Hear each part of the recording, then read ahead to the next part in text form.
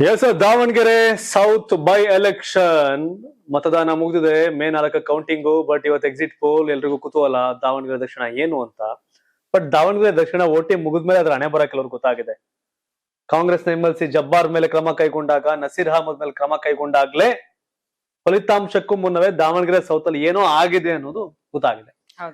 ಏನು Shamanur Shivashankarappa 4 time MLA ಅವರ ನಿಧನದಿಂದ ತೆರವಾದಂತ ಕ್ಷೇತ್ರ ಬೈ ಎಲೆಕ್ಷನ್. ಕಾಂಗ್ರೆಸ್ ಇಂದ ಶಾಮನೂರು ಶಿವಶಂಕರಪ್ಪ ಅವರ ಮೊಮ್ಮಗ ಸಮರ್ಥ ಮಲ್ಲಿಕಾರ್ಜುನ್ ಸಮರ್ಥ ಶಾಮನೂರ್ ನಿಂತ್ಕೊಂಡ್ರು.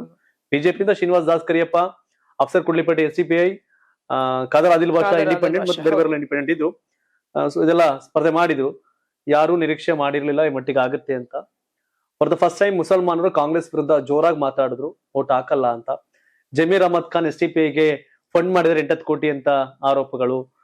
ಜಬ್ಬಾರ್ ಕಾಂಗ್ರೆಸ್ ನ ವಿರುದ್ಧವಾಗಿ ಚುನಾವಣೆ ಮಾಡಿರೋ ಆರೋಪ, ಅವ್ರನ್ನ ಪಾರ್ಟಿಯಿಂದ ಅಮಾನತ್ ಮಾಡಿದ್ದು, ಅವ್ರ ಪೊಸಿಷನ್ ಇಂದ ರಾಜೀನಾಮೆ ಕೊಡಿಸಿದ್ದೆಲ್ಲ ಆಗೋಯ್ತು.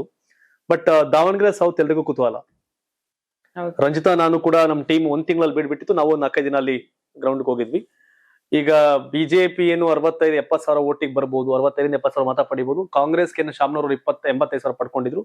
ಅದ್ರ ಒಂದು 20-25-30 ಸಾವಿರ ಮುಸಲ್ಮಾನರ ಓಟ್ಗಳು SDPIಗೆ ಖಾದರ್ ಆದಿಲ್ ಬಾಷಾಗೆ ಸ್ಪ್ಲಿಟ್ ಆಗ್ಬಹುದು. ಅಲ್ಲೇ ಅಲ್ಪಸಂಖ್ಯಾತರು ಕಂಪ್ಲೀಟ್ ಆಗಿ ಸಿಡ್ದಿದ್ರು ಬಿಕಾಸ್ ಆಫ್ ಟಿಕೆಟ್ ಕೊಟ್ಟಿಲ್ಲ ಅನ್ನೋ ಇದು. ಕಾಂಗ್ರೆಸ್ ನ ಸೋಲ್ಸೋದು ನೆಕ್ಸ್ಟ್ ನಮ್ ಟಿಕೆಟ್ ಕೊಡ್ತಾರೆ ಅಂತ, ಸಮರ್ಥ ಸೋದ್ರೆ ನಮ್ ಟಿಕೆಟ್ ಕೊಡ್ತಾರೆ ಅನ್ನೋ ರೀತಿ ಕ್ಯಾಂಪೇನ್ ಆಯ್ತು.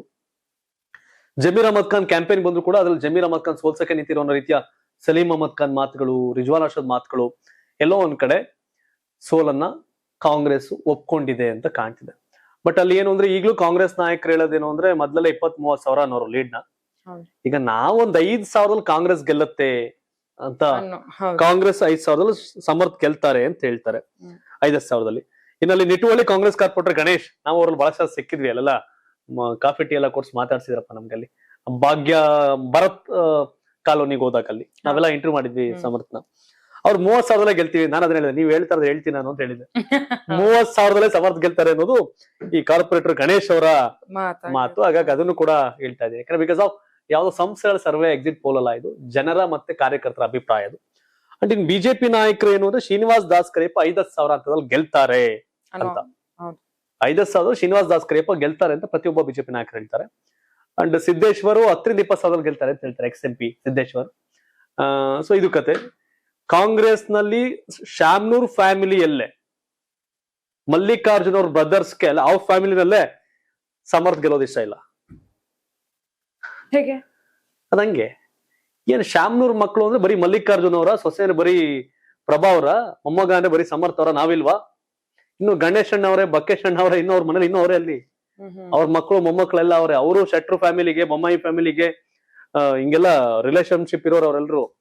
ಬರೀ ಶಾಮನೂರ್ ಮಗ ಅಂದ್ರೆ SS ಮಲ್ಲಿಕಾರ್ಜುನ್ ಅಲ್ಲ, ಇನ್ನು ಗಣೇಶ್ ಅವರು, ಬಕ್ಕೇಶ್ ಅವರೆಲ್ಲ ಇದ್ದಾರೆ. ಅವ್ರ ವರ್ತನೆ ಈ SS ಮಲ್ಲಿಕಾರ್ಜುನ್ ಮತ್ತೆ ಅವ್ರ ವಿರುದ್ಧ ಕೇವಲ ಜನ ಮತ್ತೆ ಕಾಂಗ್ರೆಸ್ ಪಾರ್ಟಿದಲ್ಲ, ಅವ್ರ ಫ್ಯಾಮಿಲಿಯಲ್ಲೂ ಒಂದಷ್ಟು ವಿರೋಧ ಇದೆ. ಹಾಗಾಗಿ ಇದು ಒಳೇಟಿನ ಗುಮ್ಮ ಏನು ಕಾಣ್ತಿಲ್ಲ ಯಾವ ಮಟ್ಟ ಕೊಡ್ತಾ ಬಿದ್ದಿದೆ ಅಂತ ಇದು. ಬಟ್ ಕಾಂಗ್ರೆಸ್ಗೆ ಮುಸಲ್ಮಾನರು ಒಂದು 20-25 ಸಾವಿರ ಸ್ಪ್ಲಿಟ್ ಆಗಿದ್ದಾರೆ. ಪ್ರಭಾ ಅವ್ರಿಗೆ ಗೆದ್ದಿದ್ದು 22 ಸಾವಿರ ಲೀಡ್ ಅಲ್ಲಿ. ಸೊ 25 ಸಾವಿರ ಮುಸಲ್ಮಾನರು SDPIಗೂ ಬೇರೆಯವ್ರಿಗೂ ಆಗ್ತಾ ಇರುತ್ತೆ. ಸಹಜವಾಗಿ ಶ್ರೀನಿವಾಸ್ ದಾಸ್ ಕರಿಯಪ್ಪ ಆಗುತ್ತೆ ಅಂತ. ಅಂದ್ರೆ ಅವರು ST ಕಮ್ಯುನಿಟಿ ಟಿಕೆಟ್ ಕೊಟ್ಟಿರೋ ಕಾರಣ ಲಿಂಗಾಯತನ ಇಲ್ಲಿಗೆ ಹಾಕ್ಬೋದೇನೋ ಅಂತ. ಬಟ್ ಕೋರ್ ವೋಟರ್ಸ್ ಬಿಜೆಪಿಗಳಿರೋದು ಬಿಜೆಪಿ ಅಷ್ಟೇ. ಆಮೇಲೆ ಅಲ್ಲಿ ವಿನಯ್ ಕುಮಾರ್, GB ವಿನಯ್ ಕುಮಾರ್ ಕುರುಬ ಕಮ್ಯುನಿಟಿ, ಆತ ಸ್ಟ್ರಾಂಗ್ ಆಗಿ ಬಿಜೆಪಿ ಪರ ನಿಂತು ಕ್ಯಾಂಪೇನ್ ಮಾಡಿದಂಥದ್ದು. ಎಲ್ಲಾ ಭಿನ್ನ ಮತವನ್ನ ಮರೆತು ಸಿದ್ದೇಶ್ವರ್ ಅವರು, ವಿಜಯೇಂದ್ರ ಅವರು, ಮಾಡಾಳ್ ಮಲ್ಲಿಕಾರ್ಜುನ್, ರೇಣುಕಾಚಾರ್ಯ ಎಲ್ರು ಅವರು ಪ್ರಚಾರದಲ್ಲಿ ಭಾಗಿಯಾಗಿದ್ದು. ಬಿಜೆಪಿ ಒಂದಾಯ್ತು. ದಾವಣಗೆರೆ ಬೈ ಎಲೆಕ್ಷನ್ ಅಲ್ಲಿ ಬಿಜೆಪಿ ಒಂದಾಗಿ ಎಲೆಕ್ಷನ್ ಮಾಡಿದ್ದಾರೆ. ಕಾರಣಕ್ಕೆ ನೀವು ಗ್ರೌಂಡ್ ಅಲ್ಲಿ ಇದ್ರಿ, ನಿಮ್ಗೂ ಒಂದಷ್ಟು ಪ್ರಶ್ನೆಗಳಿರುತ್ತೆ. ಎಸ್ ರಂಜಿತಾ? ಪ್ರಶ್ನೆಗಳೇನಿಲ್ಲ. ಇವಾಗ ಎಕ್ಸಿಟ್ ಪೋಲ್ಸ್ ಹೇಳ್ತಾ ಇದ್ವಿ ಏನಾಗತ್ತೆ ಅಂತ. ಅಲ್ಲೂ ಕೂಡ ಹೋದಾಗ ಮಾತನಾಡ್ತಾ ಇದ್ವಿ. ಅಂದ್ರೆ ಜನಗಳ ಒಪಿನಿಯನ್ ಅಲ್ಲಿ ಅಥವಾ ನೀವ್ ಆಗ್ಲೇ ಹೇಳ್ದಾಗೆ ವೋಟಿಂಗ್ ಅಲ್ಲಿ ಆಗಿದೆ. ಪ್ರತಿ ಬಾರಿ ಏನಾಗುತ್ತೆ, ಒಂದು ಕಾನ್ಸೆಪ್ಟ್, ಯಾವ ಸರ್ಕಾರ ಅಧಿಕಾರದಲ್ಲಿರುತ್ತೋ ಅಕಸ್ಮಾತ್ ಬೈ ಎಲೆಕ್ಷನ್ ಆದ್ರೆ ಅವ್ರದೇ ಚುನಾವಣೆ ಇರೋದಕ್ಕೆ 2 ಪ್ರಶ್ನೆ ಇಲ್ಲ ಅಂತ. ಬಟ್ ಆದ್ರೆ ಈ ಬಾರಿ ಕಂಪ್ಲೀಟ್ ಆಗಿ ಉಲ್ಟಾ ಆಗೋಯ್ತು. ಒಂದು ಟಿಕೆಟ್ ವಿಚಾರ ಆಯ್ತು, ಇನ್ನೊಂದು ಅಭಿವೃದ್ಧಿ ಆಗಿಲ್ಲ ಅನ್ನೋ ಒಂದು ಮಾತುಗಳು ಬಂತು, ಇನ್ನೊಂದು ಫ್ಯಾಮಿಲಿಗೆನೆ ಅವರೇ ಮಾತ್ರ ಅಧಿಕಾರನ ಅನುಭವಿಸ್ಬೇಕಾ ಅನ್ನೋ ಒಂದು ಮಾತುಗಳು ಕೂಡ ಬಂತು. ಸೊ ಈ ರೀತಿಯಾಗಿ ಬಹಳಷ್ಟು ಆಗಿರುವಂತದ್ದು. ಬಿಜೆಪಿಗೆ ನೀವಾಗ್ಲೇ ಹೇಳ್ದಾಗೆ ಶ್ರೀನಿವಾಸ್ ದಾಸ್ ಕರಿಯಪ್ಪ ಅವ್ರಿಗೆ ಟಿಕೆಟ್ ಕೊಟ್ಟಿತ್ತು. ಸೊ ಅದು ಒಂದ್ ರೀತಿಯಾಗಿ ಪ್ಲಸ್ ಆಗಬಹುದು ಏನೋ. ST ಮತ್ತೆ SC ಕಮ್ಯುನಿಟಿ ವೋಟ್ ಸಾಲಿಡ್ ಆಗಿದ್ದು. ಕುರುಬ ವಿನಯ್ ಕುಮಾರ್ ಕಾರಣಕ್ಕೆ ಕುರುಬ ಕಮ್ಯುನಿಟಿ ಓಟ್ಗಳನ್ನ ಈ ಕಡೆ ಇದಾಗಿತ್ತು. ಹೌದು. ಅಂಡ್ ತಮ್ಮ ಅಫ್ಸರ್ ಕೊಡ್ಲಿಪೇಟೆನ ಸ್ವಲ್ಪ ಪ್ರಭಾವ ಈ ಬಾರಿ ಬೀರಿ ಅಂದ್ರೆ ಕಾಂಗ್ರೆಸ್ ಮೇಲೆ ಸಿಟ್ಟು ಮುಸಲ್ಮಾನರ STPI ಓಟ್ ಹಾಕ್ತಿವಿ STPI ಓಟ್ ಹಾಕ್ತಿವಿ ಅಂತ ನೀವು ಗ್ರೌಂಡ್ ಅಲ್ಲಿ ಮಾತಾಡ್ತಾ ಹೇಳಿದ್ರು. ಪ್ರಭಾ ಮಲ್ಲಿಕಾರ್ಜುನ್ ಇಂಟರ್ವ್ಯೂ ಮಾಡಿದ್ರು ನೀವು. ಹೌದು. ಸೊ ಅವರು ಇಲ್ಲ ನಾವು ಗೆಲ್ತೀವಿ ಅನ್ನೋ ವಿಶ್ವಾಸ ಅವರಲ್ಲಿ ಇತ್ತು. ಅಂದ್ರೆ ವಿಶ್ವಾಸನ ಇವಾಗ ನಾನ್ ಬಿಜೆಪಿ ಅಂದ್ರೆ ನನ್ನ ಹತ್ರ ಬಂದ್ ಕೇಳಿದ್ರೆ ನಾನು ಬಿಜೆಪಿ ಗೆಲ್ತೀನಿ ಅಂತ. ಕಾಂಗ್ರೆಸ್ ಅಂದ್ರೆ ಕಾಂಗ್ರೆಸ್ ಅವ್ರ ಸ್ಥಾನನ ಬಿಟ್ಕೊಡಲ್ಲ, ನಾವು ಗೆಲ್ಲೋದಿಲ್ಲ ಅಂತ ಹೇಳೋದಿಲ್ಲ. ಸದ್ಯಕ್ಕೆ ಇಬ್ರು ಕೂಡ ನೀವ್ ಆಗ್ಲೇ ಆದ್ರೆ 20,000 25,000 ಗೆಲ್ಬೇಕಾದಂತ ಕಾಂಗ್ರೆಸ್ ಈಗ 5,000 ಅವರೇ ಹೇಳ್ಕೊಂತ ಇದಾರಲ್ಲ 5,000 ಗೆಲ್ತೀವಿ ಅಂತ. ಹಾಗಾಗಿ ಅದ್ ಗೊತ್ತಾಗುತ್ತೆ ಒಂದೊಂದಕ್ಕೆ. ಅಂಡ್ ಒಂದ್ ವಿಷಯ ಅಂತಂದ್ರೆ ಈ ಬಾರಿ ಕಾಂಗ್ರೆಸ್ ಸಮರ್ಥ್ ವಿರುದ್ಧ ಸಮರ್ಥ್ ಕೇವಲ ಬಿಜೆಪಿ ಫೇಸ್ ಮಾಡಿಲ್ಲ, ಸಮರ್ಥ್ STPI ನ ಫೇಸ್ ಮಾಡಿದ್ದಾರೆ, ಸಮರ್ಥ್ ಕದರ್ ಆದಿಲ್ ಬಾಷಾ ಫೇಸ್ ಮಾಡಿದ್ದಾರೆ, ಸಮರ್ಥ್ ತನ್ನ ಪಾರ್ಟಿ ಒಳಗಿನ ವಿರೋಧಿಗಳನ್ನ ಫೇಸ್ ಮಾಡಿದ್ದಾರೆ. ಈ ಸರಿ ಪ್ರಭಾ ಮಲ್ಲಿಕಾರ್ಜುನ್, ಸಮರ್ಥ್ ಅಂಡ್ ಮಲ್ಲಿಕಾರ್ಜುನ್ ಮೂರೇ ಜನ ಎಲ್ಲರೂ ವಿರೋಧಿಗಳೇ ಅವ್ರಿಗೆ. ಮನೆ ಮಂದಿಯಿಂದ ಹಿಡಿದು ಅವ್ರ ಕ್ಷೇತ್ರ ಜನಗಳ ಒಂದಂತ ಅತಿ ಹೆಚ್ಚು ವಿರೋಧ ಫೇಸ್ ಮಾಡಿದಂತ ಚುನಾವಣೆ. SS ಮಲ್ಲಿಕಾರ್ಜುನ್ ಎಲೆಕ್ಷನ್ ಸೋತಿದ್ದಾರೆ, Ravindranath opposite, SS Mallikarjun Siddeshwara opposite MP ಸೋತಿದ್ದಾರೆ. ಸೋಲ್ ಹೊಸ್ತಲ್ಲ, ಆದ್ರೆ ಸೋಲದೇ ಇರೋ ಕ್ಷೇತ್ರದಲ್ಲಿ ಸೋಲೋದಿದೆಯಲ್ಲ ಅದು ಹೊಸದು. ನಾರ್ತ್ ಅಲ್ಲಿ SS ಮಲ್ಲಿಕಾರ್ಜುನ್ ಸೋಲೋದ್ ಬೇರೆ, ದಾವಣಗೆರೆ ಲೋಕಸಭೆಯಲ್ಲಿ SS ಮಲ್ಲಿಕಾರ್ಜುನ್ ಸೋಲೋದ್ ಬೇರೆ. ಆದ್ರೆ ಸೋಲದೇ ಇರ್ತಕ್ಕಂಥ ದಾವಣಗೆರೆ ಸೌತ್ ಅಲ್ಲಿ ಸೋಲೋದಿದೆಯಲ್ಲ ಶಾಮನೂರ್ ಫ್ಯಾಮಿಲಿ, ಅದು ದೊಡ್ಡ ನಡೆ ಅಂತ ನೋಡೋಣ ಅಂತ ಸೋತ್ರೆ ಎಕ್ಸಾಕ್ಟ್ ರಿಸಲ್ಟ್ ಬೇಕು ಅಂದ್ರೆ ನಾವು May 4 ಕಾಯ್ಲೇಬೇಕು. ಸೊ ನೋಡೋಣ ಯಾವ್ದು ವರ್ಕೌಟ್ ಆಗಿದೆ. ಬಟ್ ಹಾಗಾಗಿ ಕಾಂಗ್ರೆಸ್ ನವ್ರು ಕ್ರಮ ಕೈಗೊಂಡಾಗ್ಲೇ ಗೊತ್ತಾಯ್ತು ಇವ್ರ ಗಾಲೆ ಸೋಲಿನ ವಾಸನೆ ಬರ್ದಿಡ್ಬೋದೇನೋ. ಅಂದ್ರೆ ಜನಗಳ ಅಭಿಪ್ರಾಯ ಕೂಡ ಹಂಗೆ ಇತ್ತು, ಸೋಲಿನ ಭಯದಿಂದನೇ ಎಲ್ರು ಕೂಡ ಈಗ ರಾಜೀನಾಮೆ ಕೊಡಿಸ್ತಿದ್ದಾರೆ ಅದು ಇದು ಅಂತ. ನೋಡೋಣ, ವೇಟ್ ಅಂಡ್ ವಾಚ್ ಅಂತಲ್ಲ ನಮ್ ರಂಜಿತಾ ವೇಟ್ ಅಂಡ್ ವಾಚ್ ಅಂತ ಹೇಳ್ತಿದ್ದಾರೆ. ನಾವು ಕೂಡ ಕಾಯ್ದು ನೋಡೋಣ. May 4 ದಾವಣಗೆರೆ ದಕ್ಷಿಣದ ಕ್ಷಣದ ಫಲಿತಾಂಶ ಕರ್ನಾಟಕ ಟಿವಿಯಲ್ಲಿ ವಿಶ್ಲೇಷಣೆ ಮತ್ತೆ ನಾವು ನಿಮ್ಗೆ ಕೊಡ್ತಾ ಇರ್ತೀವಿ. ನಾವು ಕೂಡ ಗ್ರೌಂಡ್ ಅಲ್ಲಿ ಒಂದಷ್ಟು ಕವರೇಜ್ ಮಾಡಿರೋ ಕಾರಣ ಕಾರ್ಯಕರ್ತರು ಕೆಲಸ ಮಾಡಿದ್ದಾರೆ, ಪಾರ್ಟಿಯವರು ಕೆಲಸ ಮಾಡಿದ್ದಾರೆ, ನಾವು ಕವರ್ ಮಾಡಿದ್ವಿ ಸುದ್ದಿಯನ್ನ. ಹೀಗಾಗಿ ನನಗೂ ಬಹಳ ಕುತೂಹಲ ಇದೆ. ದಾವಣಗೆರೆ ಮೊದಲು ಚುನಾವಣೆ ಘೋಷಣೆ ಆದಾಗ ಕಾಂಗ್ರೆಸ್ ಗೆಲ್ಲುತ್ತೆ ಅಂತಿತ್ತು. ಆದ್ರೆ ವೋಟಿಂಗ್ ಡೇ ಬರೋ ಟೈಮ್ಗೆ ಇವತ್ತಿಗೆ ಗೆದ್ದರೂ ಗೆಲ್ಲಬಹುದು, ಸೋತರೂ ಸೋಲಬಹುದು ಅನ್ನೋ ಸನ್ನಿವೇಶಕ್ಕೆ ಬಂದಿದೆ ಅಂತಂದಾಗ್ಲ ಸಮಥಿಂಗ್ ಇಸ್ ದೇರ್ ಅಂತ. ಹಾಗಾಗಿ ಮುಸಲ್ಮಾನರ ನಿಲುವು ಒಲವು ಜಮೀರ್ ಅಣ್ಣನ್ ಸಿಟ್ಟು ಏನಾಗಿದೆ ಅನ್ನೋದೆಲ್ಲ ಗೊತ್ತಾಗುತ್ತೆ. ಈ ಚುನಾವಣೆಯಲ್ಲಿ ಕಾಂಗ್ರೆಸ್ನ ಅಭ್ಯರ್ಥಿ ಸಮರ್ಥ ಶಾಮ್ನೂರ್ ಸೋತ್ರೆ ಇದು ಜಮೀರ್ ಅಹಮದ್ ಖಾನ್ ಗೆಲುವು, ಬಿಜೆಪಿ ಗೆಲುವಲ್ಲ, ಶ್ರೀನಿವಾಸ್ ದಾಸ್ ಕರಿಯಪ್ಪ ಗೆಲುವಲ್ಲ. ಹೇಗೆ ಇದು ಮುಸಲ್ಮಾನರ ಗೆಲುವು. ಬಿಜೆಪಿ ಗೆದ್ದರೆ ಮುಸಲ್ಮಾನರು ಓಪನ್ ಆಗಿ ಹೇಳ್ತಾ ಇದ್ರು ಬಿಜೆಪಿ ಗೆದ್ರು ಪರವಾಗಿಲ್ಲ ಕಾಂಗ್ರೆಸ್ ಸೋಲಿಸ್ತೀವಿ ಅಂತ.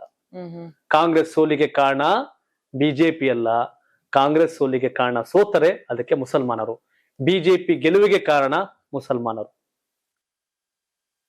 ಎಲ್ಲೋದ್ರು ನಮ್ ಸಹಿಸ್ಕತ ನಾವ್ ಏನ್ ಕೊಟ್ರು ಮಾಡ್ತಾರೆ, ನಾವು ಟಿಶ್ಯೂ ಪೇಪರ್ ತರ ಯೂಸ್ ಮಾಡಿ ಬಿಸಾಕ್ತಿವಿ ಅನ್ನೋ ಕಾಂಗ್ರೆಸ್ ಕಲ್ಚರ್ಗೆ ಮುಸಲ್ಮಾನರು ಬ್ರೇಕ್ ಆಗ್ತಂಗಿದು.